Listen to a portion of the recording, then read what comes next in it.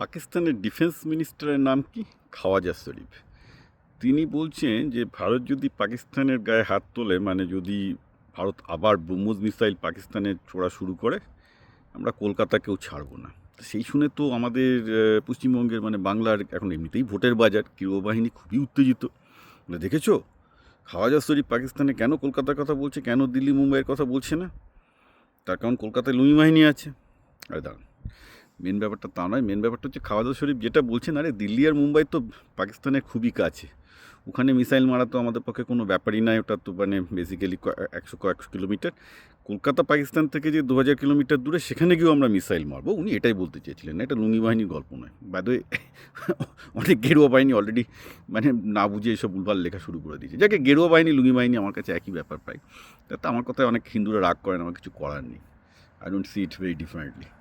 তো এনিহাও, তো খাওয়াজা শরীফ একটা খুব গুরুত্বপূর্ণ কথা বলেছেন, যেটা ভেরি ট্রু। আমরা ইরান যুদ্ধ থেকে যেটা শিখলাম যে ইরানকে দেখুন, America state of the defence, কিন্তু ইরানের মিসাইলকে কাতার, কুয়েত, বাহারিন, সৌদি আরব, ইসরায়েল কোথাও আটকাতে পারলো না।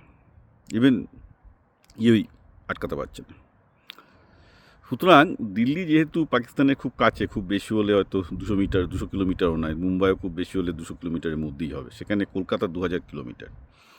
তো ভারতের ক্যাপিটাল হিসাবে আমার ধারণা দিল্লি ক্যাপিটাল দিল্লি থেকে আবার কলকাতায় ফিরিয়ে আনা উচিত। কারণ এই মুহূর্তে ইরান যুদ্ধের ফলে একটা ব্যাপার খুব পরিষ্কার, যে মিসাইল ডিফেন্স সিস্টেম পৃথিবীতে যতই লোকে চেঁচামেচি করুক না কেন, ওই রকম উন্নত মিসাইল ডিফেন্স সিস্টেম কেউ বানাতে পারছে না যে হাইপারসনিক মিসাইল থেকে বাঁচাতে পারবে।